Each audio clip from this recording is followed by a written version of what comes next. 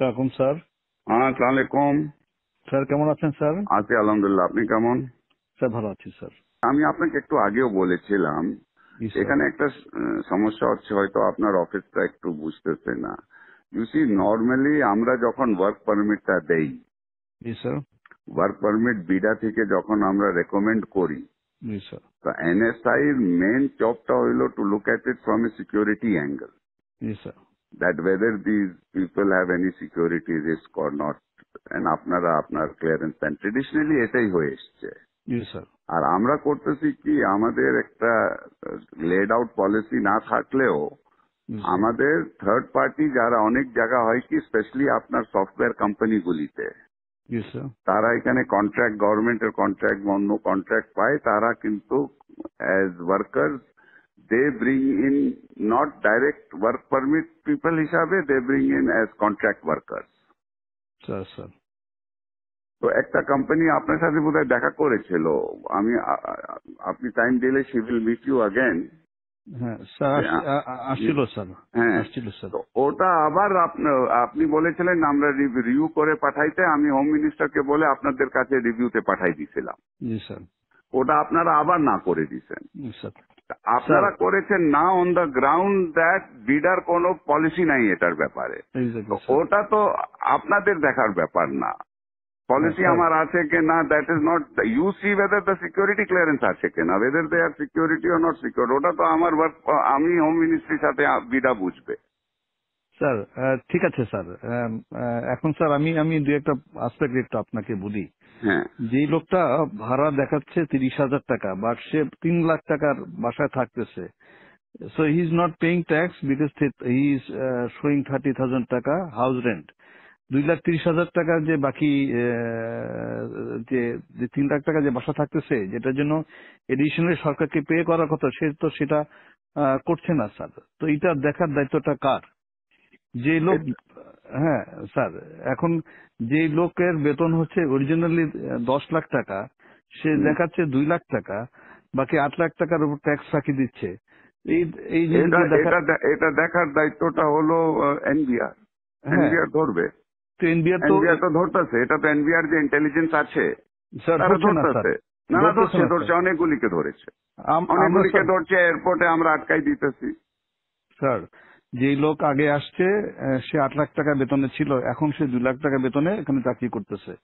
তো বিদেশিরা এত দেশপ্রেমিক তো হয়ে যায় না যে আমার দেশে 8 লাখ টাকা বেতন ছিল 2 লাখ টাকা কাজ করবে। হুম। সুতরাং আমাদেরকে তো তো এগুলো যখন অবজেকশন দিয়েছি তখন সে তার বেতন আবার বাড়ায় 6 লাখ টাকা করেছে স্যার। তো সাম আবার পয়েন্টে এই না, ওটা ঠিক আছে না, এট সাম পয়েন্ট এটা তাহলে আমরা বসি, লেট আস সিট হ্যাঁ down with NBR, exactly sir. Everybody আমরা বসি, কিন্তু point is G sir. This responsibility basically is NBR. Sir If NBR যদি, NBR is not doing it, then you should point out to them যে তোমরা করো, sir কিন্তু এটা তার একটু বসে, দায়িত্বটা, হ্যাঁ, ওর এটা একটু দায়িত্বটা আপনি স্যার। আপনার ঘাড়ের উপরে তো নিতে পারেন না। জি স্যার, আমি That's আমরা তো not, আমরা না করতে পারলে ভালো হতো স্যার। হ্যাঁ তবে এই এই প্রসেসে আমরা সরকারের রেভিনিউ আর্নে বড় একটা অংশ রেখেছি না, স্যার। এটা ঠিক আছে, এটা হ্যাঁ এটা স্যার। আমরা এটা একটা তাহলে মিটিং করি, আমরা জি আমরা স্যার, বিনা এটা এটা এটা এনবিআর এটা আপনারা মিটিং করি, কিন্তু এই কেসে তো this is not the case. মানে এই কেসে স্যার একটা একটা কোম্পানি যখন একটা লোক আনে, তখন তার একটা বেতন ধরে যে তার এত টাকা বেতন, এত টাকা ধরে করবে, সেই হিসাবে যদি আবার থার্ড পার্টিকে দিয়ে দেয়, তাহলে এটাকে বিডে একটা পলিসিতে আমাদের দিয়ে দিক যে না, ইচ্ছা করলে সে আমি না, 2,000 এটা টাকা, তো আমরা we have been giving this for a long time. হ্যাঁ আমি আপনি তো 2,000, আমাকে সিকিউরিটি ক্লিয়ারেন্স দিবেন জুবের। স্যার। আপনি এখন যদি পলিসি ম্যাটারে যদি NSI is going to say you have to dictate policy to me, then তো it is going to be very difficult. Sir এটা একটু বসা পলিসি, উচিত স্যার। তাহলে আমরা স্যার আমাদের আমরা সিকিউরিটি ক্লিয়ারেন্সটা তাকে, সে যে বিদেশ থেকে যখন আসবে হ্যাঁ, এডিশনে তাকে সিকিউরিটি ক্লিয়ারেন্সটা তাহলে আমরা না দিই, আমাদের কাছে না নিল, আমাদের কাজটা খুব কমে গেল স্যার। আমরা কাজ না, হোয়াট সিকিউরিটি ইজ আপনার এখন যে হোয়াট ইজ ইয়োর টিওআর, আপনার থেকে যে সিকিউরিটি ক্লিয়ারেন্সের জন্য আসে, হ্যাঁ এতদিন তো এটা তো অনেক দিন থেকে করে আসতেছে, জি হোয়াট ইজ স্যার। ইয়োর আপনার টার্মস অফ রেফারেন্সটা কি? আমরা এটার ভিতর দেখি যে সে সরকারের মানে প্রথম কথা হচ্ছে যে সিকিউরিটি পার্সপেক্ট থেকে থেকে তার এমনি তার কোনো নিরাপত্তা হুমকি না। 2 নম্বর হচ্ছে যে কোনো ব্ল্যাক লিস্টে আছে কিনা। জি স্যার, 2 নম্বর হচ্ছে ইকোনমিক সিকিউরিটি পার্সপেক্টিভে সে সরকারের ফাঁকি টাকি দিয়ে কোনো জায়গা থেকে সরকারের ক্ষতি করছে কিনা এটাও আমরা দেখি স্যার। এখন আমরা যদি বলে সরকার যদি বলে না এটা দেখার দরকার নেই, আমরা ক্লিয়ারেন্স করতেও রাজি নেই স্যার, আমাদেরকে অনেক ইম্পর্টেন্ট কাজ আছে। কিন্তু যখন একটা লোক ফাঁকি দিয়ে যার বেতন 10 লাখ টাকা, সে 2 লাখ টাকা বেতন দেখায় বিদায়ের সাথে হাত মিলায়া সে যখন সরকারকে ফাঁকি দিচ্ছে, তখন কেউ না কেউ তো দায়িত্বটা নিতে হবে স্যার। না না, বাট এটা তো আপনার ঠিক আছে, আমি দেখি, আমি প্রিন্সিপাল সেক্রেটারির সাথে কথা বলি। জি স্যার, আমার যতদূর মনে হয় দিস ইজ নট, এতদিন তো ছিল না, এটা তো নতুন, আপনি ডিজি হয়ে এই প্রবলেমটা আসছে, এর আগে তো কোনোদিন হয়নি। আমি 2009 সাল থেকে এই প্রতিষ্ঠানে আছি। I work as director external, এবং যারা এরকম ট্যাক্সের ফাঁকি দিচ্ছে এই বিষয়গুলো সবগুলো আমরা এইভাবে করে ধরেছি, এবং আমরা যখন অবজেকশন দিয়েছি ওরা আবার বেতন বাড়ায়, যেটা লিগ্যাল যে পায়, যে বাড়ি ভাড়া যা 3 লাখ টাকা দিয়ে করতেছে সে তখন 3 লাখ টাকা বাড়ে ওটার উপর সরকারকে ট্যাক্স দিয়েছে স্যার। চিটাগাং পোর্ট দিয়ে স্যার হাজার হাজার গাড়ি আসে, ওগুলো আটকাই ওরা ট্যাক্স দেয়।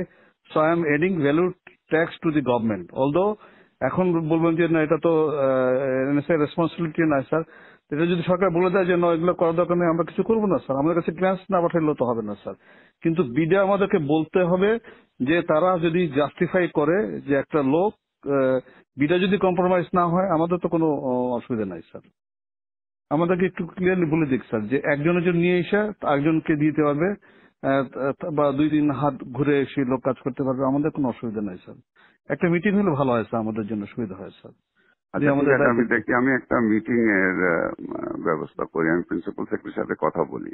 জি স্যার, এটা একটা we need to get A clear guidance on this. এবং আমি স্যার 12 বছর এই পজিশনে চাকরি করতেছি, এবং এইভাবে আমরা কিন্তু ক্লিয়ারেন্স মানে যেগুলোতে কম হয় না আমি অবজেকশন দিয়ে আসতেছি কিন্তু। এবং এই এই এই এই প্রতিষ্ঠানটা একটু ম্যানিপুলেশন বেশি চেষ্টা করতেছে, এবং বাট আমরা এরকম কেস খুব রেয়ার পেয়েছি যারা একজনের জন্য নিয়ে এসে, আমি নিয়ে আসলাম একজনকে বিদেশ থেকে, এসে আবার আর এক কোম্পানিকে দিলাম, এই কেস প্রথম আমরা পেয়েছি। বিডা আমাদেরকে বলে দিক যে এইটাতে কোনো অসুবিধা নাই, আমরা সদস্য দিয়ে দেবো, বিডাও ক্লিয়ারলি বলে না। আচ্ছা ঠিক আছে, আমি দেখি। আর আপনাকে একটু জানাচ্ছি BIDA is a compromise organization sir, মানে ন্যাশনাল ইন্টারেস্টে তারা শুনেন, আপনার NBR is also compromised organization. Exactly sir, exactly. আপনার civil aviation is a compromised organization. আপনার সব থেকে বড় কম্প্রোমাইজড অর্গানাইজেশন ইজ দুদক। জি স্যার।